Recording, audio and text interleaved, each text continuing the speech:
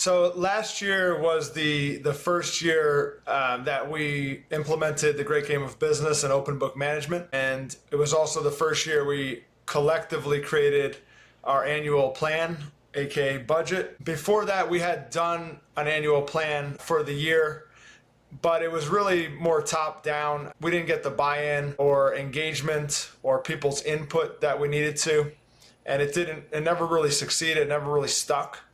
So a few things about the annual plan, because we're going through the process now at our agency, and I just wanted to share a few things with you because I feel like if we spent more time with the annual plan last year, we would have had much more accurate targets, and we would have done a better job setting those targets for each line item on our P&L or on our scoreboard. The first thing that you hear from each line item owner, or at least they think, is how am I supposed to know what the next 12 months is going to look like for this number? How am I supposed to predict what every single month for the next year is going to look like if, at best it's just a guess? And that's totally normal. And last year I kind of gave up on that and said, well, do your best shot.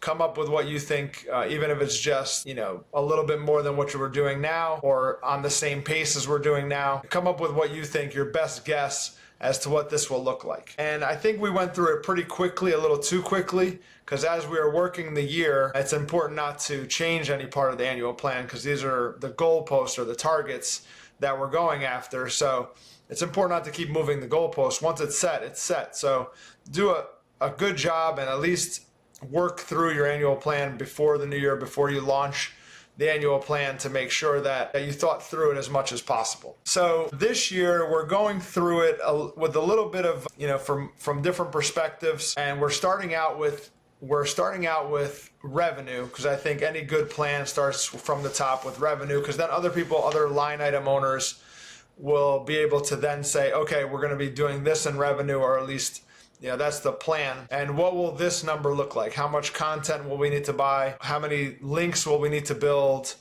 Will we have to hire more staff? Will we have to do press releases all the way down? Are we going to spend more money on marketing? And so the plan now, we want to create a plan that's, will stretch us to attain it, but it's also achievable. And our plan consists of forecasted numbers pretty much all the way down the P&L. So our scoreboard, our financial scoreboard at the agency, consists of mostly our P&L numbers and some balance sheet items. So on the balance sheet, we have things like cash, our long-term debt, short-term debt, like credit cards that we may be carrying from month to month.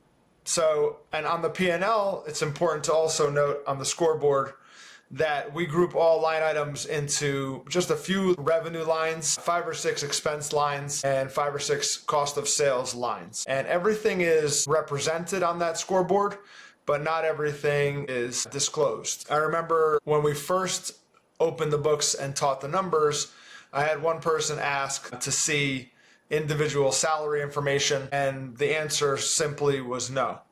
I felt like, and I think other people in the Great Game share this opinion, but I felt like it wasn't necessary to show individual salary information. And in fact, that would be a negative that would cause people to focus on things that would just cause more trouble than it was good.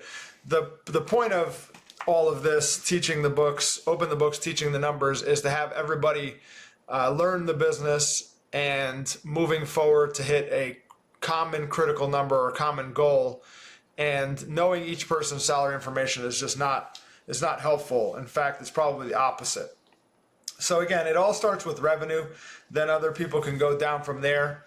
And what we did today was we had the line item owner for revenue come up with the first draft of revenue, and he said to me that he expects to bring in 3 new clients every quarter and lose a client a quarter.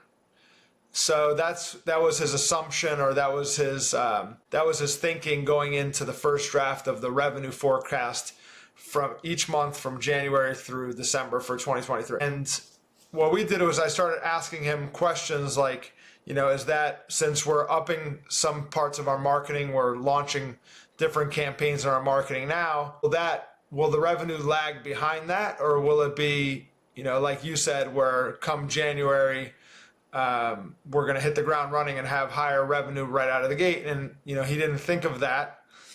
And so we had to adjust. And The other thing that we thought of was to look at each part first as a quarter and then broken down into each monthly component. So we didn't just divide each quarter by 3 and then that was each month's number, but it was helpful to look at it by quarter, because if you have a bad month in that quarter, or if you don't hit the target in that quarter, you can still make it up. And the bonus pool is also broken down by quarter anyway.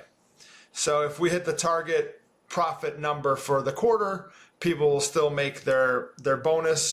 So yeah, it's important to break it down by quarter. I think that's what we did, and it helped us.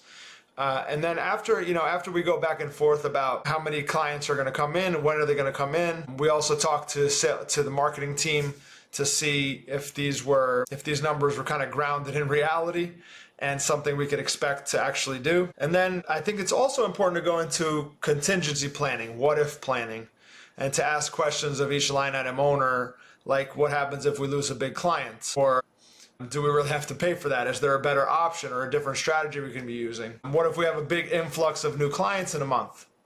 And what would we do with that money?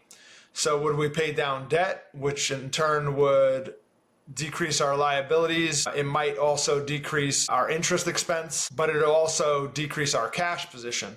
Or do we just want to stack that money for the future, for a rainy day or for some other opportunity? And I think it's important to hear your people's input on all this, because at the same time it's teaching them the business, and you like to see where their head is in terms of what they would do in these different scenarios. A lot of times, believe it or not, I thought that they would make decisions based on the bonus pool and on the profit, but that hasn't been the case most of the times. They actually put the business first a lot of the times and want to make sure that that's stable so that they can get that bonus, that profit bonus or that gain share bonus for a long period of time. So that was surprising, but just goes to show you that, and just another reason why it's important to ask these types of questions while you're doing the annual plan. It allows for you to do some coaching and to teach your people even further how the business works, how we make money at the agency, and to get them thinking like owners. So again, people support what they help create.